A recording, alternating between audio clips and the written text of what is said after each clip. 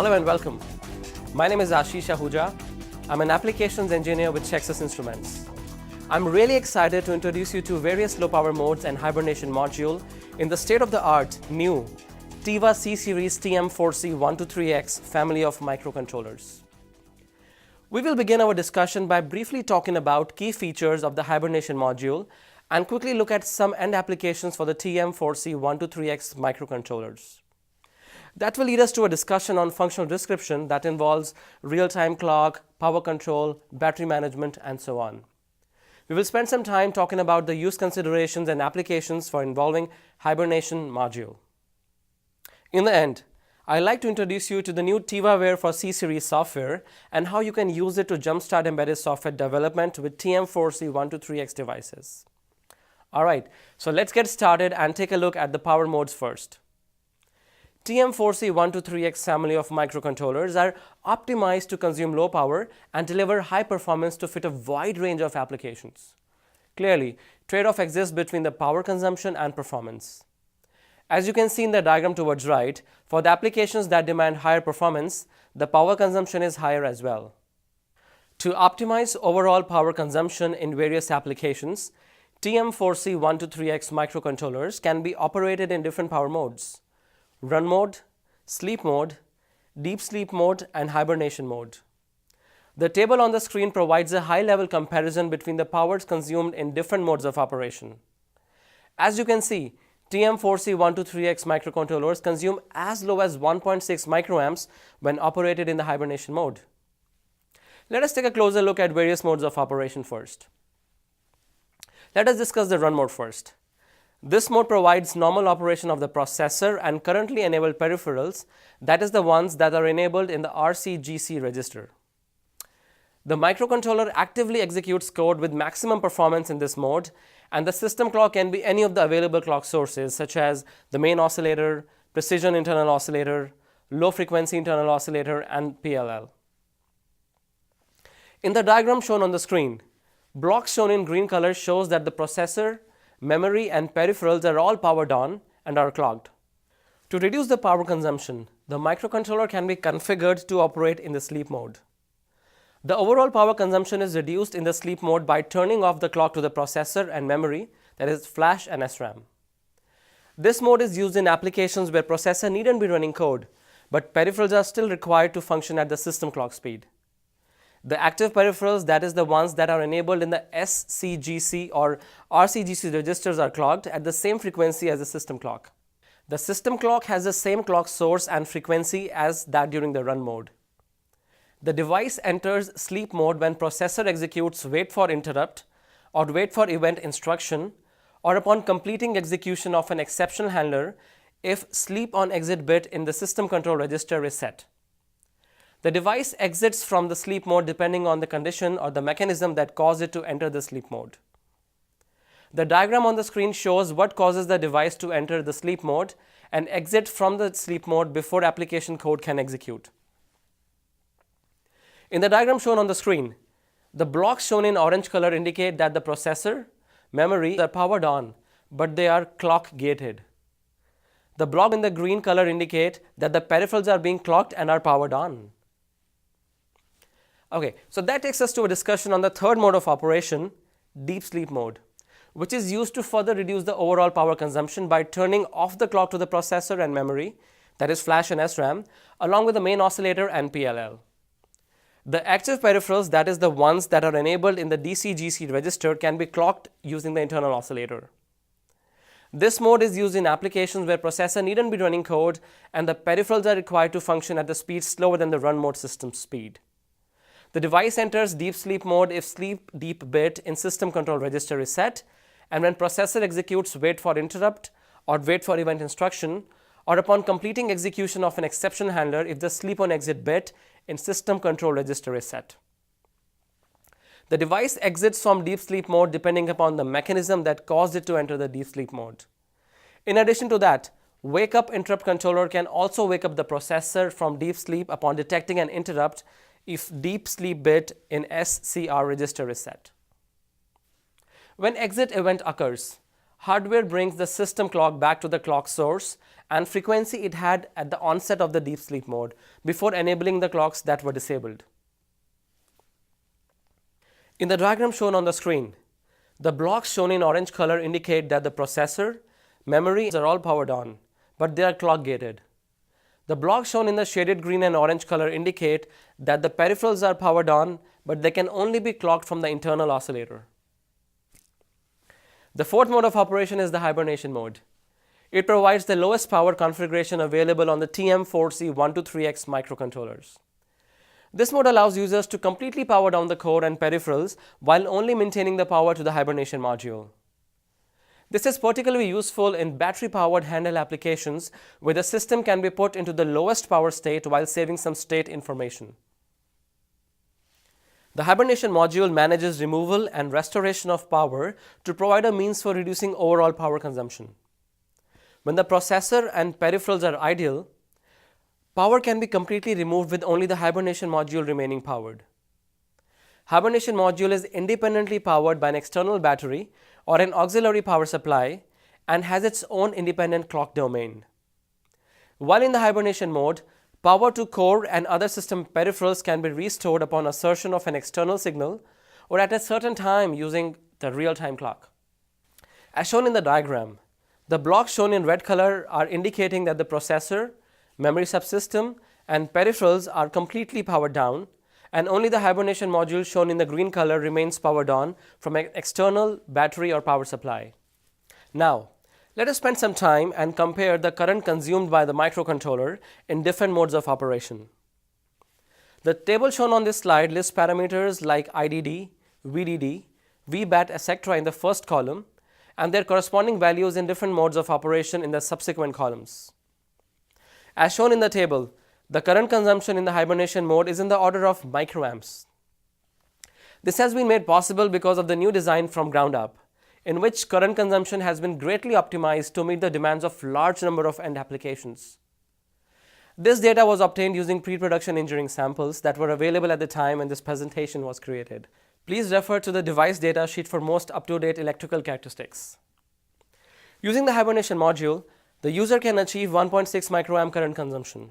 Further, it is interesting to note that in hibernation mode, the current consumed with the real-time clock enabled and with the real-time clock disabled differs only by 100 nanoamps. The bar graph on the right represents the current consumption in different modes of operation. As evident from the graph, the overall current consumption is dramatically reduced when the microcontroller is in the hibernation mode. Wow! That takes us to the second item on the agenda. Now we'll talk about the key features and end applications of the hibernation module.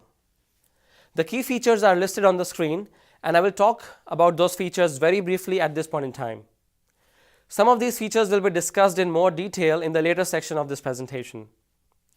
The first two features in the left column and the first feature in the right column list the mechanisms that can be used to wake up the processor from hibernation mode.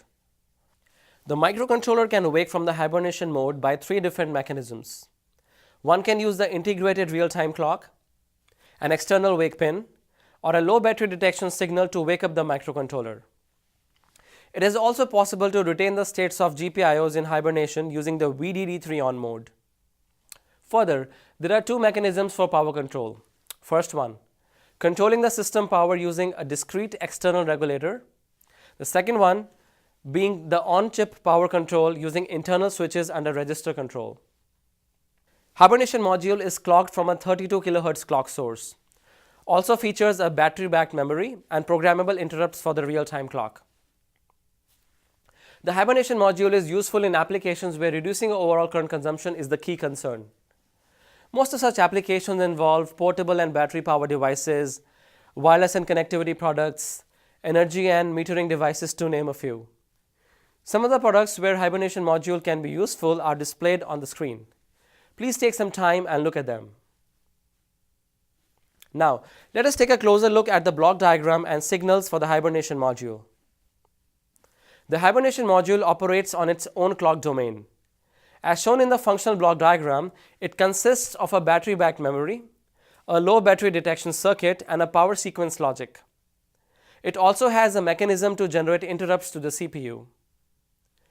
Power to the hibernation module is supplied through VBAT pin. This pin can be directly connected to an external battery or a regulated external power supply. In order to use the hibernation module, a 32.768 kHz single-ended clock source or a 32.768 kHz external crystal is required. The clock source can be connected to S-aux0 pin, leaving X-aux1 pin disconnected, or an external crystal can be connected to X-aux0 and X-aux1 pins. The buffered version of the 32.768 kHz clock is available on the RTC clock pin. In addition to the low battery detection and RTC match, the processor can wake up based on the external wake signal as well. This signal can be supplied to the hibernation module through the wake terminal. Also, HIB pin is provided to indicate the current state of the processor, that is, if the processor is in hibernation mode or not. Now, let us understand what makes hibernation module so cool. As in, we will now discuss how hibernation module works, including the conditions that will cause the device to go in hibernation mode and the events that will cause the device to wake up from the hibernation mode. The microcontroller enters into the hibernation mode when hibernation request bit in the hibernation control register is set. The device can also enter into the hibernation mode when the power is dynamically removed, while VBAT is connected and the registers are configured accordingly. When the microcontroller is in the hibernation mode, the HIB pin is asserted. This pin can be used to indicate other external devices that the microcontroller is in hibernation mode and its core along with other system peripherals are powered off. The device will continue to stay in the hibernation mode until one of the wake conditions occur. There are three wake conditions, namely assertion of the external wake signal, occurrence of a RTC match, or detection of low battery on VBAT terminal. After the device wakes up, HIB pin is deasserted and an internal power on reset signal is issued so that the application code can begin to execute. The hibernation module also includes a real-time clock that consists of a 32-bit seconds counter and a 15-bit sub-seconds counter. The clock signal from the 32.768 kHz hibernation oscillator provides the clock for the RTC. A buffered version of the 32.768 kHz signal is available on the RTC clock output. The RTC counters are reset when the hibernation module is reset. The hibernation module also includes a 32-bit match register and a 15-bit field in the HIB RTC SS register that are compared to the value of real-time clock 32-bit counter and 15-bit sub-seconds counter. When a match occurs, the processor can be programmed to wake from the hibernation mode and generate an interrupt. The match interrupt generation takes priority over the interrupt clear. The hibernation module controls power to the microcontroller through the use of the HIB pin, which is intended to be connected to the enable signal of the external regulator, providing 3.3 volts to the microcontroller and other circuits. When the HIB signal is asserted by the hibernation module, the external regulator is turned off and no longer powers the microcontroller and any parts of the system that are powered by the regulator. The hibernation module remains powered from the VBAT supply, which could be a battery or an auxiliary power source until the wake event. Power to the microcontroller is restored by deasserting the HIB signal, which causes the external regulator to turn power back to the microcontroller. The hibernation module may also be configured to cut power to all internal modules. While in this state, all pins are held in the state they were in prior to entering hibernation. This is also called VDD 3-on mode, and in this mode we retain the states of GPIO pins while the device is in the hibernation mode. The hibernation module can be independently powered by the battery or an external auxiliary power source. The module can monitor the voltage level of the battery and can detect when the voltage drops below the VLOW-BAT threshold. The voltage threshold can be between 1.9 to 2.5 volts and is configured using the VBAT select pin in the hibernation control select register. Battery voltage is monitored while in the hibernation, and the microcontroller can also be configured to wake from the hibernation module if the battery voltage goes below the threshold. The hibernation module can also be configured such that the device does not enter the hibernation mode when the battery voltage falls below a certain threshold. So it is important to make sure that the VDD is higher than VBAT, or else Hibernation Module will draw the power from the external battery and it will be drained. If you would like to learn more about the Hibernation Module, including the register map, the bits for different settings, I would encourage you to refer to the device datasheet. Now, we will discuss some use considerations that you should keep in mind while using the Hibernation Module. It is important to note that although reads are done at the system clock frequency, register writes do not happen instantaneously. It takes about 2 to 3 clock cycles for synchronization to happen before the data becomes valid. This can be checked by monitoring the status of the write complete bit. It is also important to note that system reset is blocked when the external wake pin or RTC are enabled.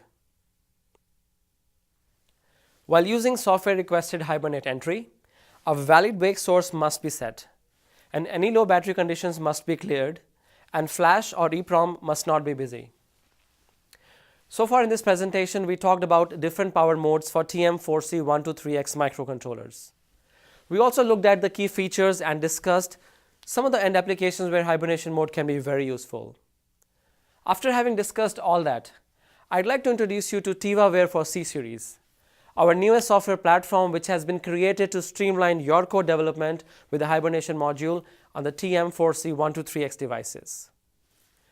TivaWare for C series is an extensive suite of software designed to simplify and speed up your embedded application development using the Tiva T-series microcontrollers.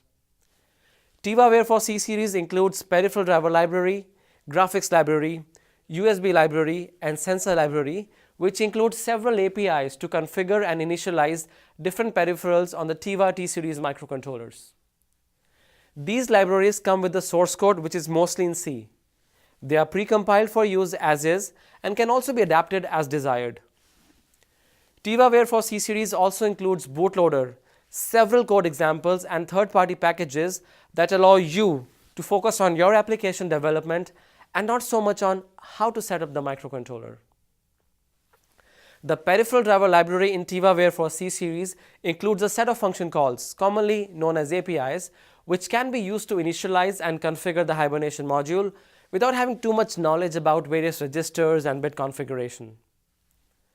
More details about the functions, including the description, prototypes, arguments, etc., can be found in the driver lib documentation, which is available in the TivaWare for C series. I strongly encourage you to take a look at that before you start using these functions. We have an extensive repository of excellent documentation, including device datasheets, user manuals, application notes, etc., that we have created to strengthen your understanding about TM4C123X devices and accelerate the design and development of your project. If you have a technical question, you can contact Tiva C series experts on the TI's E2E forum community. Please visit tia.com/tiva-c for technical documents, ordering samples, downloading tools and software, and e2e.tia.com to obtain technical guidance. So today, we learned about hibernation and low power features in the state-of-the-art, new Tiva C series TM4C123X family of microcontrollers. We begin our discussion by learning about different power modes of operation and comparing current consumption in each of them. That led us to a discussion on functional description of the Hibernation module. In the end, we walked through TivaWare for C series, a software that enables you to jumpstart embedded application development with TM4C123X devices. We also took a look at various APIs which can be used to initialize and configure the Hibernation module. Thanks for watching and stay tuned for more exciting and innovative products.